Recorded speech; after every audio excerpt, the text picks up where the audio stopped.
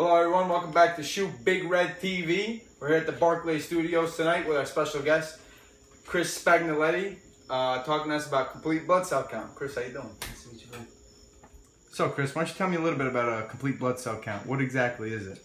A complete blood cell count, or CBC for short, presents a microscopic review of a blood sample. Now, what that is it examines a specific component of whole blood in a human and expresses those components in units.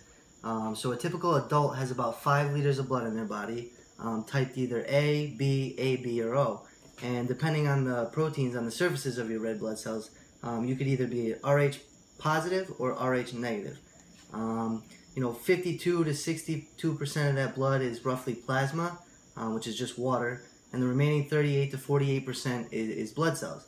And the 3 components of the blood cells that we have are erythrocytes, which are red blood cells, leukocytes, which are white blood cells, and platelets.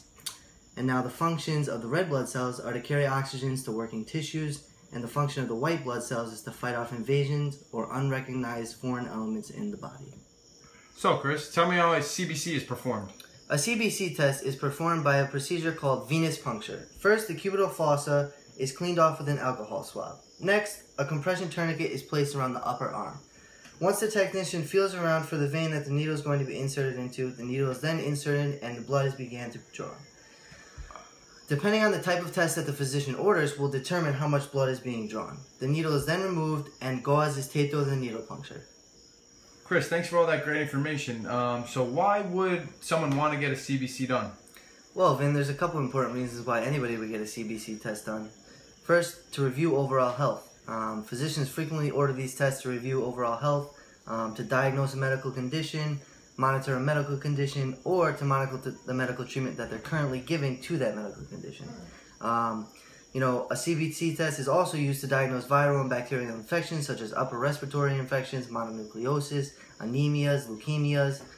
It is also ordered when determining cholesterol levels, vitamin and mineral deficiencies, and drug testing. However, these test results can be affected by stress, dehydration, overhydration, or just anything that's going on in that person's life at that time.